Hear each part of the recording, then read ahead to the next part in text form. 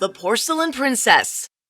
In a faraway kingdom, as you've probably guessed, a king and a queen lived quietly together. As many fairy tales have begun before this one, they dreamt of the day they may welcome a child into their lives. But for the queen, it wasn't meant to be.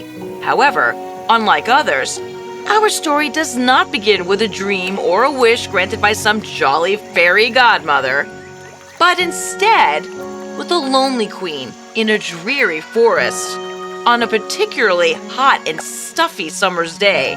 On this day, the queen decided to go for a swim in the forest, where she believed herself to be alone.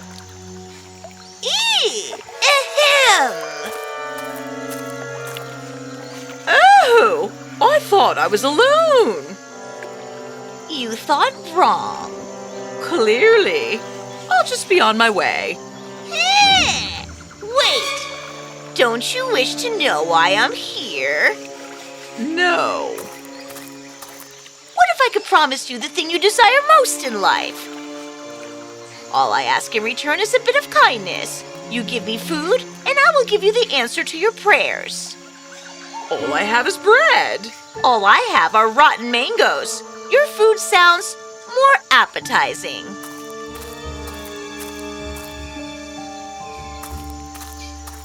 It's yours. Your kindness will not go unrecognized. Here is a feather from a bird known only to my home kingdom. Which is? None of your business. Place the feather where you wish to see your dream be realized. In 3 days' time, you'll find your gift. Despite the somewhat obvious red flags the queen saw in the mysterious woman in the forest, she took her feather home and placed it in a baby cradle in a room high up in the castle's tower. 3 days passed. The queen woke on the third day to the sound of a baby crying. Honey, I think we have a baby. But how? The king and queen threw a feast in their baby's honor.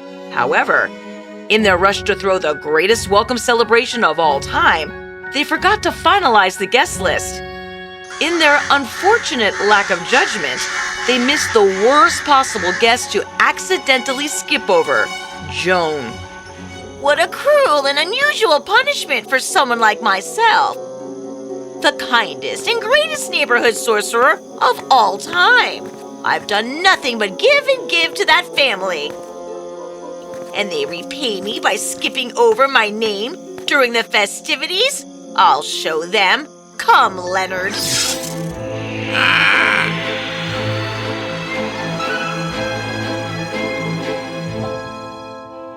Little baby, soft and pretty, sleeping like a rock.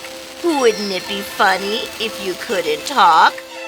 No, I won't do that, but I will take all your laughter, and slowly, every time you cry, your body will turn to plaster. You're right, Leonard. That's not dangerous enough. Porcelain.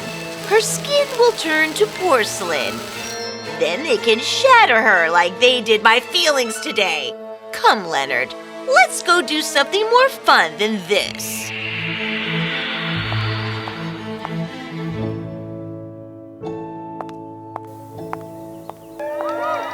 I'm just getting Paisley up from her nap. She'll be right down to join the party. Unsuspecting mothers are never suspecting.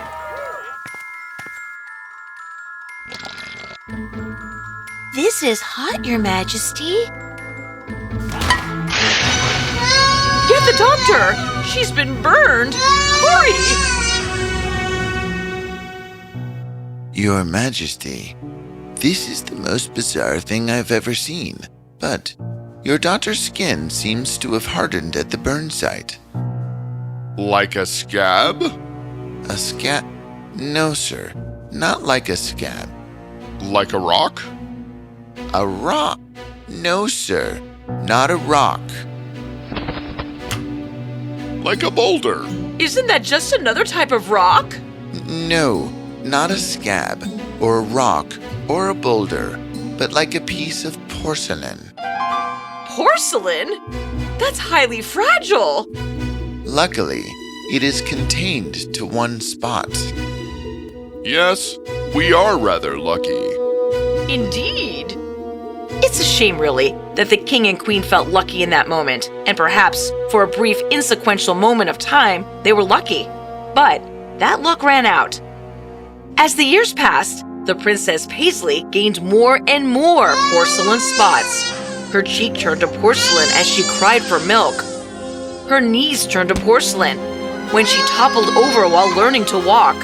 Her hands turned to porcelain when she closed her hands in her toy trunk. Soon, the Princess Paisley was entirely porcelain, aside from her eyes. If she weren't so beautiful, like a perfect doll, one might be fearful of her appearance. On her 12th birthday, after 12 years of this nonsense, her parents had had enough. Lock her in her tower room. Your Majesty? She is too fragile. Too breakable for daily life. We must confine her to a space in which she cannot break. She's a glass figurine, for goodness sake. She'll be terribly sad. She's a 12-year-old girl stuck in the body of a 9-year-old. She cannot speak, play, or enjoy life other than to look around and perhaps move her legs. My dear, she's already sad. So the maid placed Paisley into a chair, propped her up with a blanket, and set her in front of the window. She walked out the door, locked it, and rarely returned. As the days and hours passed, Paisley could do nothing else but look around, hum quietly, lightly kick her feet, and dream of the day she could frolic in the flowers and enjoy the world once more. Years and years passed. Paisley, now nearing her 18th birthday, was very much over the idea of sitting in front of her window, as she had been doing so for the last 7 years. You can only look at the same dull crow so many times before you grow tired of the view out of your window. The princess hatched a plan. When the maids came to tidy her room, she would escape. She'd use the last bit of movement she had in her legs to waddle out the door, down the hall, and into the garden. Whether she could feel it or not, she would enjoy the grass, the sunshine, and the outdoor breezes. Good afternoon, Princess. Will only be a moment.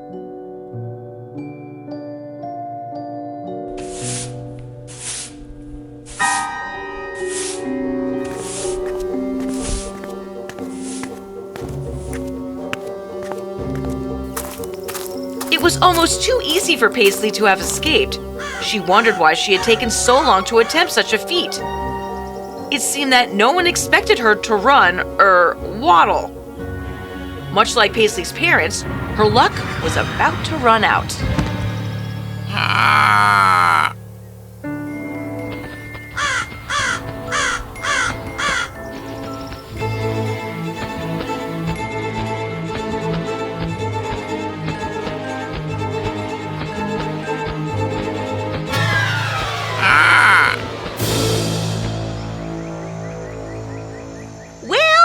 Well, Paisley, I bet you're wondering why.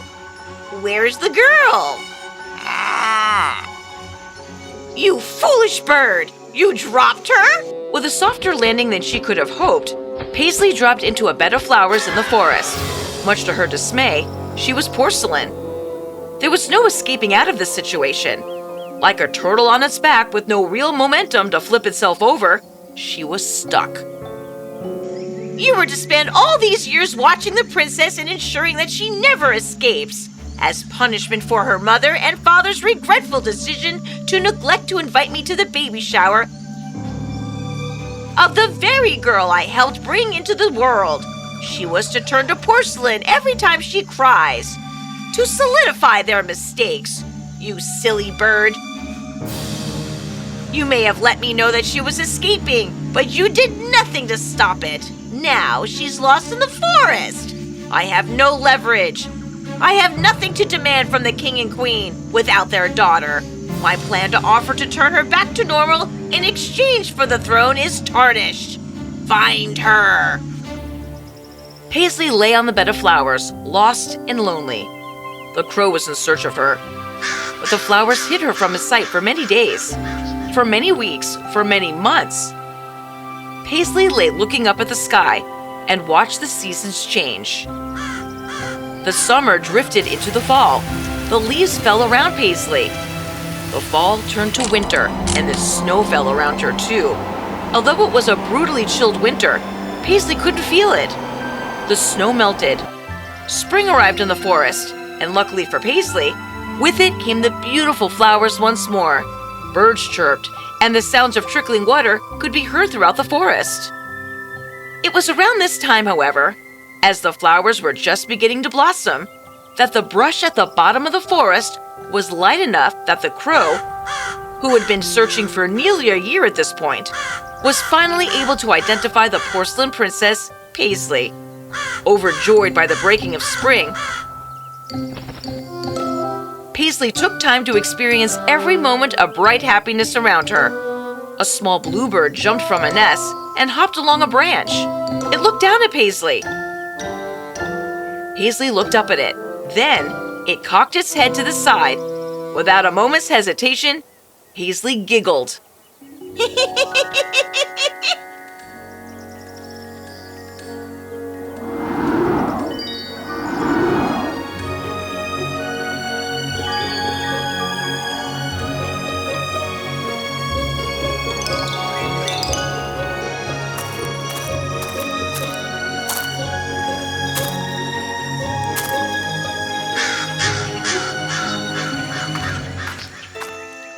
Never send a crow to do a sorcerer's job.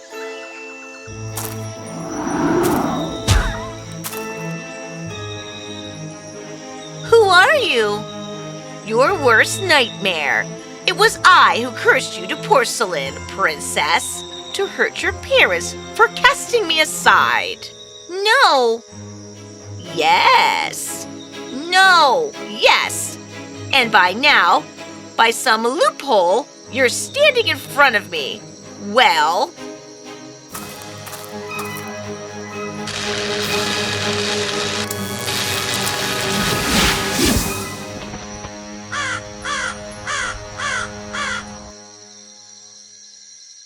so scary now, are you?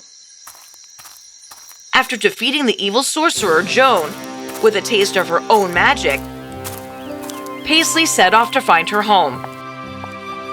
She was reunited with her parents and given a room on the first floor so that she could enjoy the outside whenever she wanted.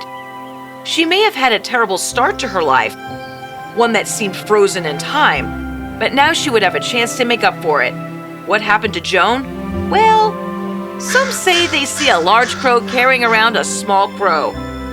It's an odd sight to take in, but nothing quite as odd as a porcelain princess.